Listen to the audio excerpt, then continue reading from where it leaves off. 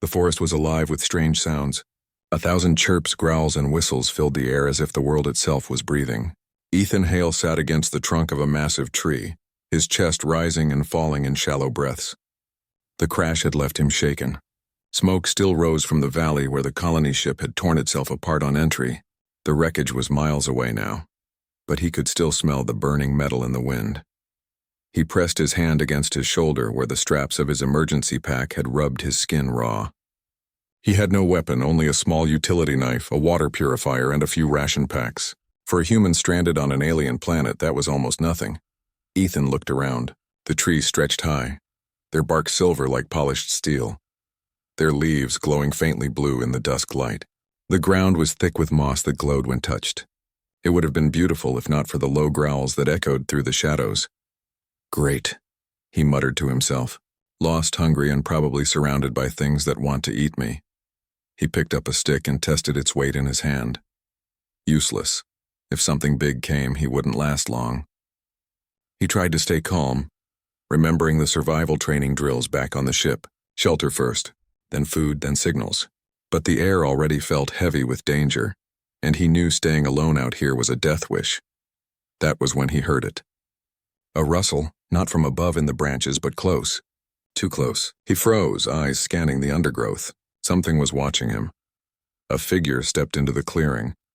At first, Ethan thought it was a predator, a wolf walking on 2 legs, but as the shadows lifted, he saw more.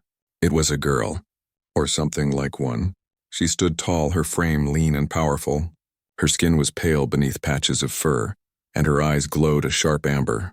Her ears, pointed and covered in silver fur, twitched at every sound. A long tail flicked behind her, restless. Her clothes were nothing more than torn straps of leather clearly made by hand. Around her neck hung a necklace of fangs, each one carved with strange symbols. For a moment, Ethan forgot to breathe. The girl's lips pulled back in a low snarl, revealing sharp teeth. You. Her voice was rough, almost a growl. Human. Ethan raised his hands quickly. Easy, easy. I'm not here to hurt you. Her eyes narrowed. She stepped closer, circling him like a predator sizing up prey. Her movements were graceful, controlled, and every muscle in her body seemed ready to strike. You all say that, she said bitterly. Then you take, you cage, you kill. I'm not like that, Ethan said. His voice shook, but he held her gaze. I just crashed here. I don't even know where my people are. She tilted her head, sniffing the air around him. You smell of fire and broken sky. That's not wrong, Ethan admitted, thinking of the wreckage. Look, I don't want trouble. I just want to survive. The girl gave a sharp laugh, more bark than humor. Survive alone? This forest will eat you before the night ends. Ethan swallowed hard. She was probably right. What should I call you? He asked carefully. Her amber eyes narrowed. Names are for pack. You are not my pack. Then I'll call you Wolf Girl, Ethan said with a faint smile, trying to lighten the tension. The snarl returned instantly. She bared her teeth and snapped, I am not your pet. Ethan raised his hands again. Sorry, didn't mean it that way. For a moment, silence hung heavy between them. Then she sighed, ears flattening slightly. Kayla, she muttered. My name is Kayla. Kayla, Ethan repeated softly. I'm Ethan. Kayla studied him, her tail flicking again. Foolish human. If you wish to live, do not follow me. She turned to leave, her figure slipping back toward the shadows of the forest. Ethan watched her go, his heart pounding. He knew he should let her leave. She had made her stance clear, but something told him that walking away meant death before morning. He looked at the glowing forest floor, the shadows moving between the trees, the sound of distant howls. Stay alone and die, or follow her and maybe live. When he looked back, Kayla was already gone. The night came fast. The forest seemed to change with it. The glowing plants grew brighter, but the shadows between the trees grew darker, more alive. Strange shapes moved just beyond sight. Ethan gathered what little he could. Branches for a fire, a patch of moss to lie on. He lit a spark with his survival tool and built a small flame. It flickered weakly, fighting against the night. But the growls came closer. First one, then several. Yellow eyes blinked at him from the darkness. Not good, Ethan whispered. He tightened his grip on the useless stick, preparing for the worst. Then out of nowhere, a shadow darted across the clearing. A snarl ripped through the air, and the yellow eyes vanished into the trees with yelps of pain. Ethan turned. Kayla stood there, her chest heaving, claws wet with fresh blood. She looked at him with narrowed eyes. "You are noisy," she said coldly. "You would not have lasted an hour." Ethan let out a shaky breath. "Guess I should thank you," Kayla growled low in her throat. "I did not do it for you. I do not like scavengers in my hunting ground." "Still," Ethan said quietly, "you saved me." She turned her head as if embarrassed by the words. Then she sat down across from him, her amber eyes fixed on the forest. "Stay close to the fire," she ordered. "The night creepers hate flame. You will live if you are not foolish." Ethan nodded. He tried to relax, but every sound from the forest kept his nerves on edge. After a while, his eyelids grew heavy. He shifted, wrapping his arms around himself for warmth. The night grew colder. His fire burned low. He shivered, teeth chattering, then he felt it. A soft weight pressing against him. He opened his eyes and saw Kayla settling beside him, her furred ears twitching as she curled her body against his side. Ethan blinked in surprise. "I thought you said—" "I am not your pet," Kayla interrupted sharply without looking at him. Her voice was defensive but quieter than before. "Do not mistake this. You are weak. You will freeze without a pack. I will not drag your corpse into my territory." Ethan smiled faintly, too tired to argue. Fair enough. The warmth of her body slowly eased his trembling. Her scent was sharp, wild, like the forest itself. He could feel her heartbeat against his arm, steady and strong. For a while, neither of them spoke. The forest noises faded, and only the crackle of the fire and their breathing remained. Ethan let his eyes close again. "Good night, Kyla." She gave a soft huff, almost like a sigh. "Sleep, foolish human. Tomorrow you must learn how not to die." And as the stars spread across the alien sky, the wolf girl who swore she was no one's pet curled up in his lap, her tail wrapping around them both. The days that followed were uneasy. Ethan and Kayla hunted, trained, and argued, but there was always a strange closeness between them. At night she would curl against him, insisting it was only for warmth, and in the morning she would bark at him for moving too slowly. But as they survived together, Ethan felt something changing. The forest didn't feel quite as terrifying when Kayla walked at his side. He no longer saw her as a threat but as a partner, though one who would never admit the same out loud. Still, tension grew with every step. One afternoon they returned to the stream for water. The air was heavy, the forest too quiet. Kayla crouched low, her ears flicking. "Something is wrong," she whispered. Ethan froze, scanning the trees. At first he saw nothing, then he noticed it. The smell of smoke on the wind, stronger than before. "Humans," he muttered. Kayla growled low in her throat. "Your pack again." They crept closer, moving silently through the undergrowth. Ahead, a group of colonists had set up a larger camp, this time with heavy weapons salvaged from the wreckage. Ethan's stomach twisted when he saw what they had tied to wooden posts near the fire. Wolf folk. 2 males and a younger female, their arms bound, their bodies bruised. They snarled and snapped, but the colonists jeered and threw scraps of food at them. Kayla's claws dug into the earth. Her amber eyes blazed with fury. "They took my kin," she hissed. Ethan's heart pounded. He knew this would happen eventually. To the colonists, Kayla's people were resources, specimens, or threats. To Kayla, they were family. And now Ethan stood between both worlds. "They'll kill them," Kayla said, her voice shaking. Or worse, Ethan swallowed hard. "We have to get them out." Kayla snapped her head toward him, startled. "You would risk yourself? For them?" "Yes," Ethan said without hesitation. "Because it's the right thing. And because I promised you I'm not like the others." For a moment Kayla stared at him. Then she nodded, her fury sharpening into focus. "Then we plan." That night, under the cover of darkness, they moved. Ethan rigged a distraction using scraps of metal from his pack, creating a clattering noise on the far side of the camp. The colonists rushed to investigate, leaving fewer guards. Kyla slipped into the shadows like a phantom. Her claws cut ropes, her teeth snapped bindings. The captured wolf folk staggered free, their eyes wide with shock and recognition.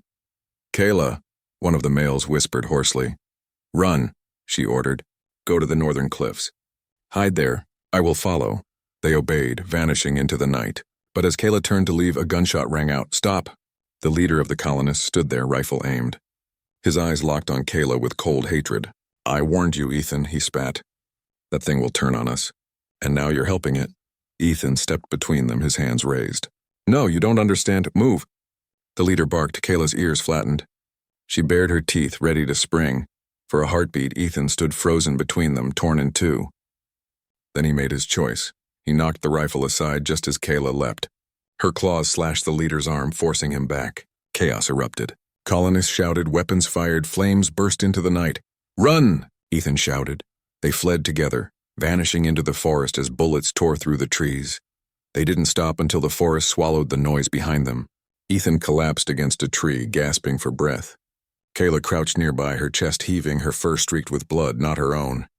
You're insane, Ethan panted. I can't believe we pulled that off. Kayla's eyes blazed. You stood against your own kind. For my pack, Ethan met her gaze. Because your pack deserves to live. For the first time, Kayla didn't argue. Instead, she lowered herself beside him, her shoulder pressing against his. The next day, they found the freed wolf folk hiding in a cave near the cliffs. They greeted Kayla with cautious joy, though their eyes lingered warily on Ethan. He helped, Kayla told them firmly. Without him, you would still be in chains. The others growled uncertainly. But they did not challenge her. That night, as the firelight flickered against the cave walls, Kayla's younger kin asked questions. Is he truly a human? Why does he not act like the others? Kayla glanced at Ethan, who sat polishing his knife quietly. Her voice softened as she answered. He is human, but he is different. Ethan looked up at her words. Their eyes met, and for a moment no words were needed. But peace didn't last. 2 days later, the ground shook beneath their feet. Distant roars echoed across the valley, deep and guttural. The wolf folk stiffened in fear. Kayla's face grew grim. The scaled ones, she whispered. Ethan frowned. Scaled ones? Reptilian war beasts, one of the males explained. Ancient enemies. They come when prey is weak. They devour whole packs. As if to prove the point, a massive roar split the air, closer this time. Birds burst from the trees, fleeing. The earth trembled again. Ethan's stomach dropped. If they're coming here, neither humans nor wolf folk will survive. Kayla nodded grimly. The forest will burn. The following hours were chaos. Scouts reported seeing the reptilian beasts, towering creatures covered in black scales with jaws large enough to crush trees. They moved in packs, destroying everything in their path. The wolf folk argued fiercely. Some wanted to flee deeper into the mountains. Others demanded they fight. Ethan stood before them, his hands clenched. You can't fight them alone, he said firmly. And the humans can't either. But if we work together, work with humans, one snarled. Never! Kayla silenced him with a sharp growl. He is right. Alone we die. Together maybe we live. The cave fell silent. Finally, Kayla turned to Ethan. You said humans build machines to go farther than stars. Can your mind build a way to kill scaled ones? Ethan swallowed, thinking hard. His supplies were few, but the colonists had weapons. The wolf folk had speed and ferocity, and he had an engineer's brain. Maybe, he said slowly, if we combine what we have. Kayla's amber eyes locked on his. Then we fight as one. That night, as they prepared, Ethan worked with whatever scraps he could find. Metal from the wreck, sharp bones, resin from the trees that burned like oil. He showed the wolf folk how to set traps, dig pits, and sharpen stakes.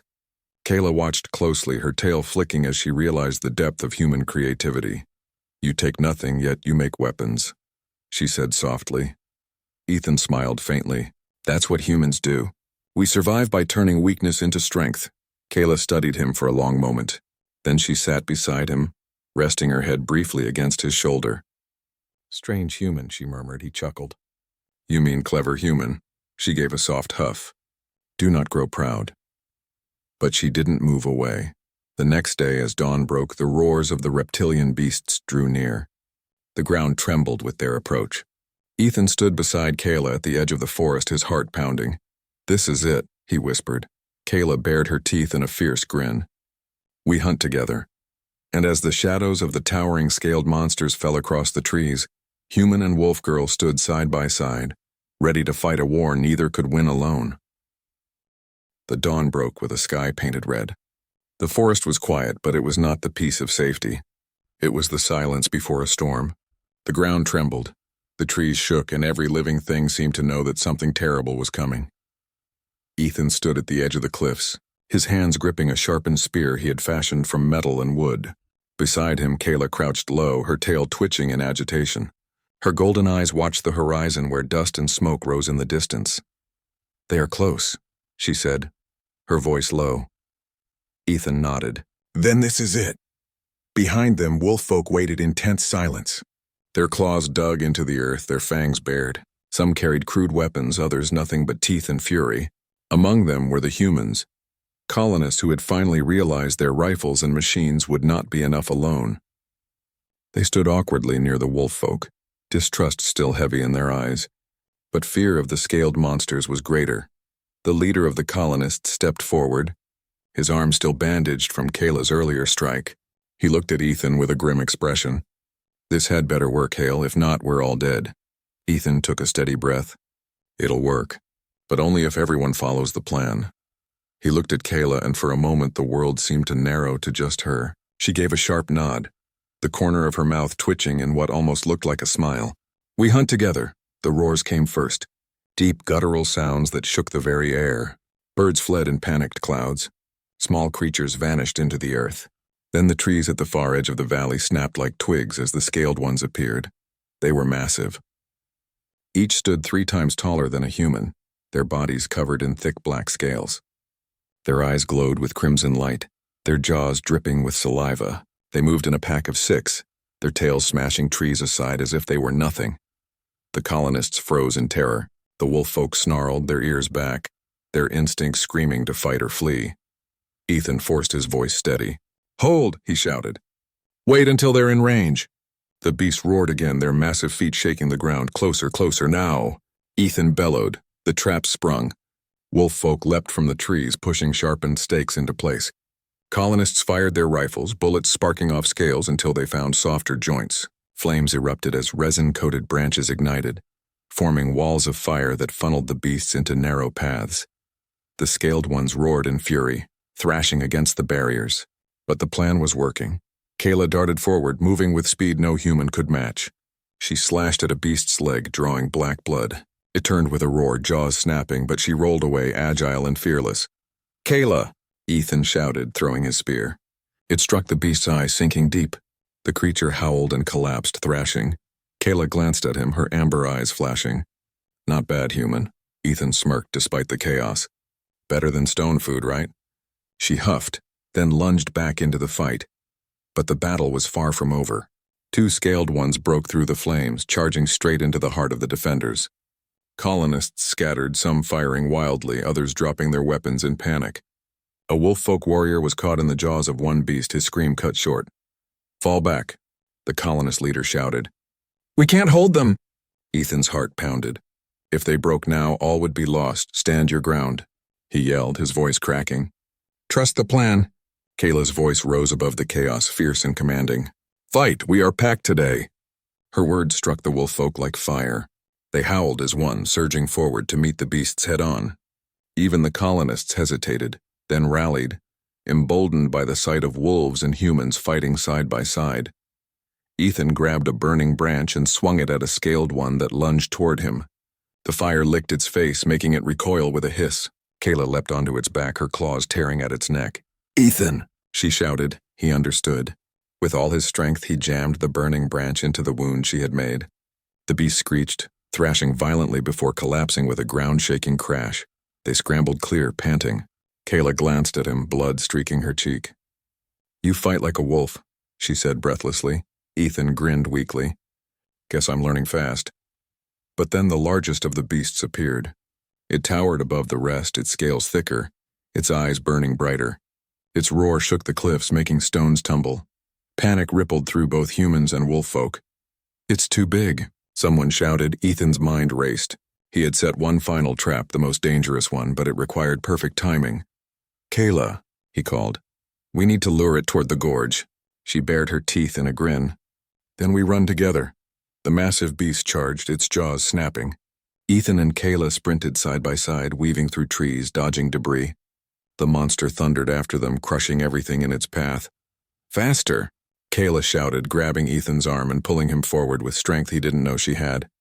They reached the gorge, a deep crack in the earth, lined with sharpened stakes and coated in resin. Ethan lit a torch, his hand shaking.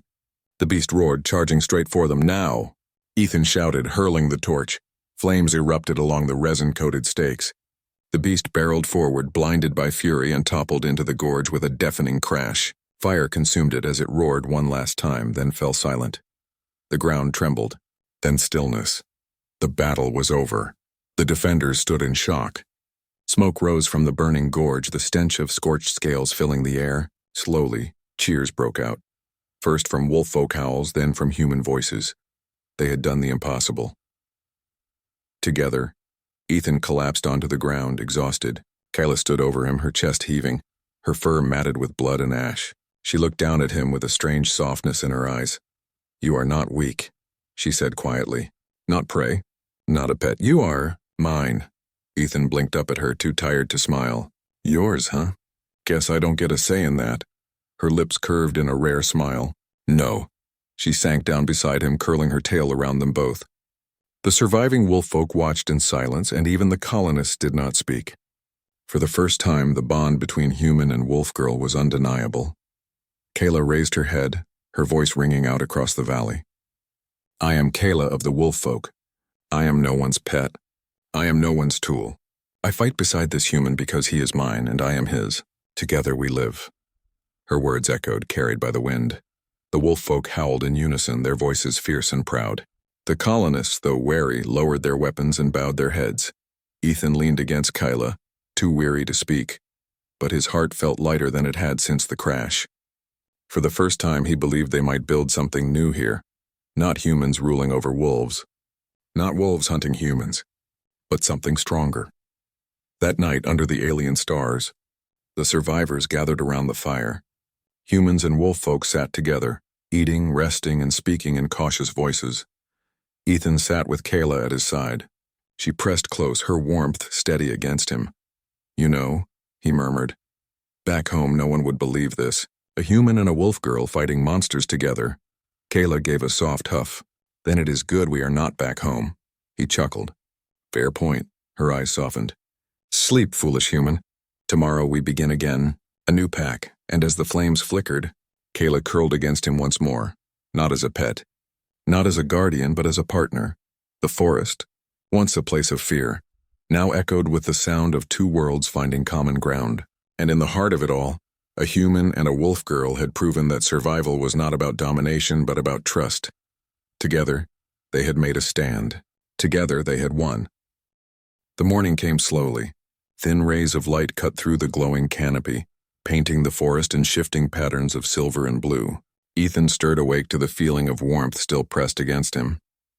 For a moment he thought the crash and the chaos had all been a dream, but when he opened his eyes, the truth returned.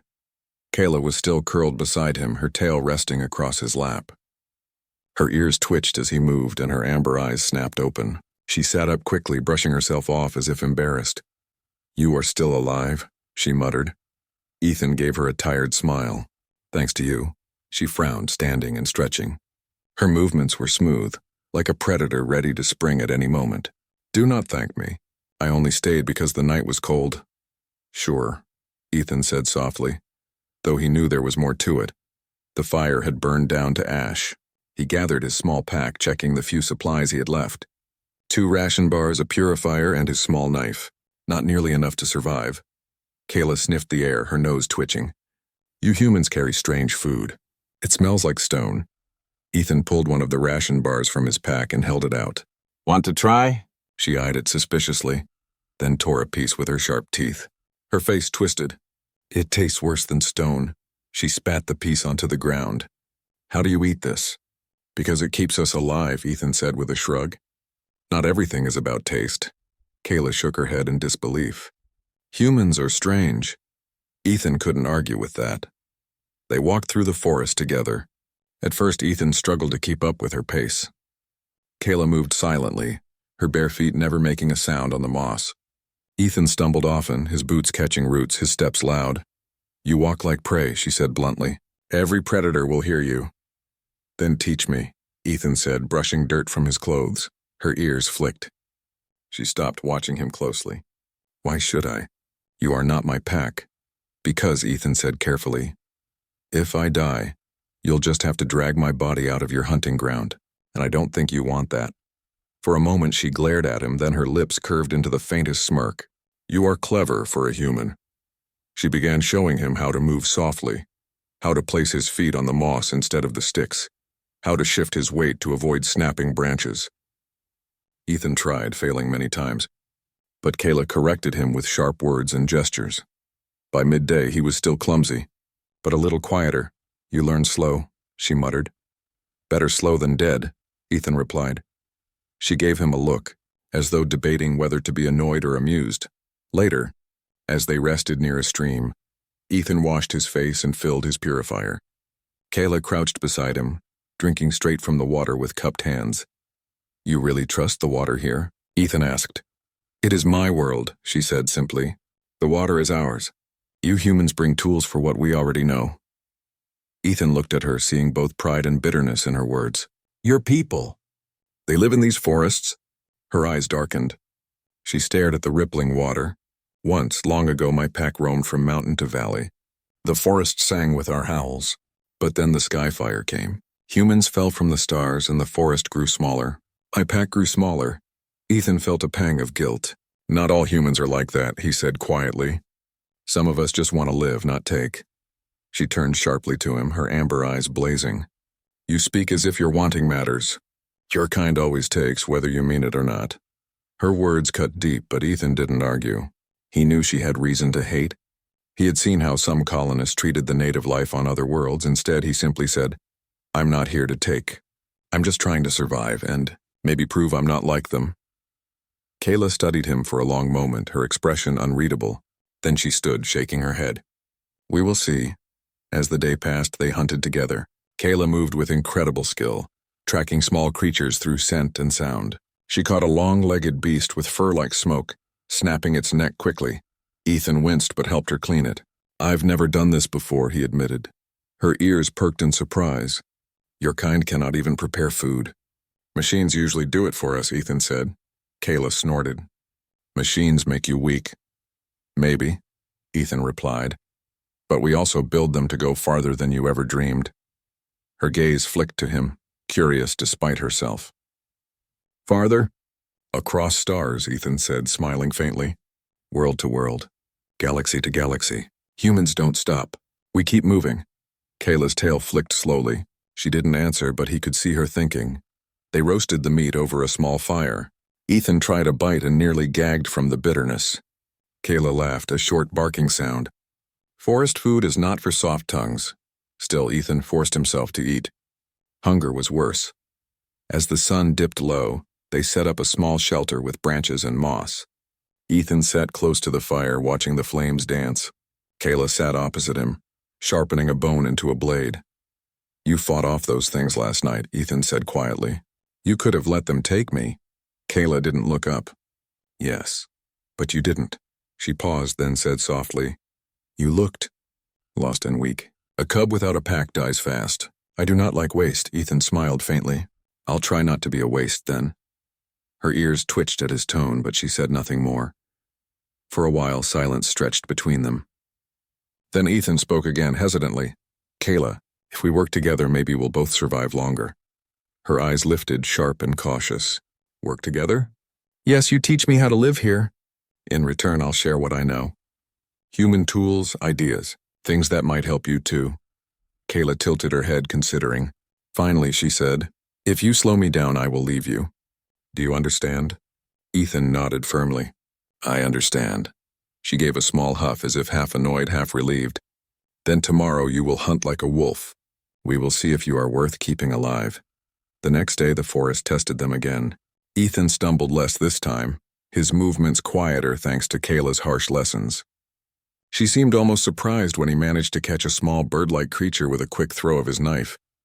"Not bad," she admitted reluctantly. Ethan grinned. "High praise coming from you." Her tail flicked and she looked away. "Do not grow proud. One catch does not make you wolf." Still, he could see the faintest trace of approval in her eyes. By evening, trouble found them again. As they neared a clearing, voices echoed. Human voices. Ethan's heart leapt. Survivors. But the relief quickly soured when he saw them. A group of colonists armed with rifles from the wreckage had set up camp. Their eyes fell on Kayla instantly and whispers spread. Look at that thing. Half beast, half girl. Could be useful. Worth studying. Or taming. Kayla's ears flattened, her body tense. Ethan stepped in front of her instinctively. She's not a thing. She's with me. The leader of the group sneered. Ethan Hale, right? Engineer, good, you survived. But that creature, no, he raised his rifle slightly. It's dangerous. Better we put it down before it turns on us. No, Ethan said firmly. His voice shook, but he didn't move aside. She saved my life. She's not dangerous unless you try to hurt her. The leader scowled. You're siding with an animal over your own people? She has a name, Ethan snapped. Kayla, the group muttered uneasily. Some lowered their rifles, but others still aimed. Kayla stood tall behind him, her eyes blazing. She looked at Ethan as though she couldn't believe he was shielding her. Her lips curled into the faintest smile. Not mocking this time, but something warmer. Finally, the leader lowered his weapon with a curse. Fine, keep your friend. But if she turns on us, it's on you. The group moved off, leaving tension in the air. Ethan let out a shaky breath. Kayla's gaze lingered on him. You stood against your pack? For me, Ethan nodded. Because you're not my enemy. For the first time, her voice softened. Maybe you are not my enemy either. That night, as the fire crackled, Kayla didn't sit apart. She sat beside him, her shoulder brushing his. And when the cold crept in again, she curled up close without a word.